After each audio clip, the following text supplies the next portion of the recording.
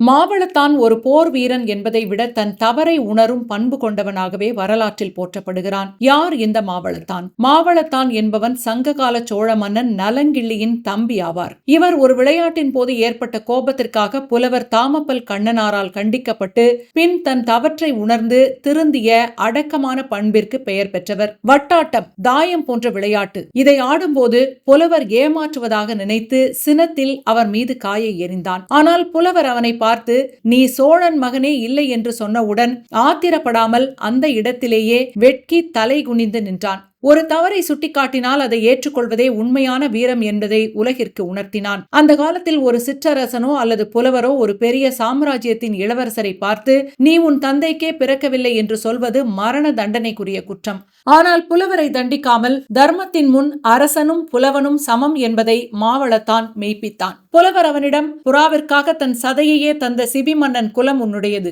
இப்படிப்பட்ட குலத்தில் பிறந்துவிட்டு ஒரு சிறு விளையாட்டில் இவ்வளவு சினம் கொள்ளலாமா என்று கேட்டார். ஒரு தனி மனிதனின் கோபம் அவன் சார்ந்த ஒட்டுமொத்த பரம்பரைக்கே எப்படி அவமானத்தை தேடித்தரும் என்பதை இந்த சம்பவம் விளக்குகிறது. சோழ பேரரசில் கரிகாலன், ராஜராஜன் போன்றோர் பெரும் போர்களுக்காக அறியப்பட்டனர். ஆனால் மாவளத்தான் மனப்போரில் வென்றவன். இவனை பற்றிய குறிப்புகள் புறநானூறில் பாடல் 43 மட்டுமே முக்கியமாக காணப்படுவதால் இவன் ஒரு மறைக்கப்பட்ட நாயகன் என்று அழைக்கப்படுகிறான். மாவளத்தான் விளையாடியதாக கூறப்படும் வட்டாட்டம் என்பது இன்றைய தாயம் அல்லது பகடை விளையாட்டை போன்றது. சங்க இலக்கியங்களில் இந்த விளையாட்டு ஒருவனின் மன உறுதியையும் பொறுமையையும் சோதிக்க பயன்படுத்தப்பட்டது. மாவளத்தான் கதை நமக்கு சொல்லும் பாடம், வீரத்தை விட விவேகமும் அதிகாரத்தை விட அடக்கமுமே ஒருவனை உண்மையான மன்னனாக்கும்.